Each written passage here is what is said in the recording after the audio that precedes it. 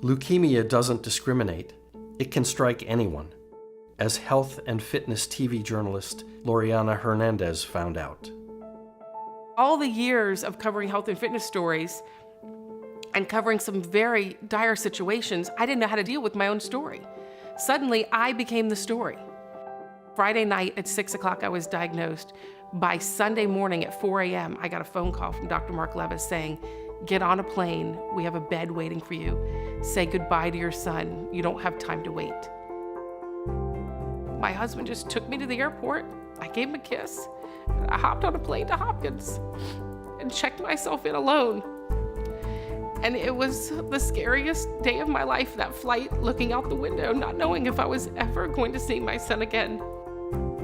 Every day it began a series of losses for me. You lose your hair, you lose your sense of identity, you see your career go in a downward spiral, you temporarily lose your son, and then one by one you lose people on the hall. I started making these scrapbooks, and I would write in the scrapbooks every day. I gave myself assignments because I thought if I were to die, that I wanted my son to know what kind of boy I wanted him to be. I wanted him to be proud of his mom.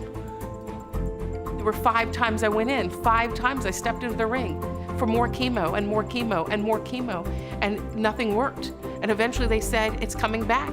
Within those 10 months, and they said, now you need a transplant. It never let up. The suffering didn't let up. The pain didn't let up. The crying didn't let up. The depression didn't let up. And the medicine is so toxic. Right now, the treatment we have is 40 years old and it hasn't changed. Like, there's a lot to be fearful about. But what there is to be hopeful about is I know that LLS is working on their Beat AML initiative. I have no control of anything. The only thing I have control is helping LLS help me, helping LLS help you, and helping LLS help your loved ones and every single person fighting cancer. Because we need better options and we need your help. We need you. We need your brother, your mother, your sister, your business partners, your companies. We need everybody involved because this is urgent.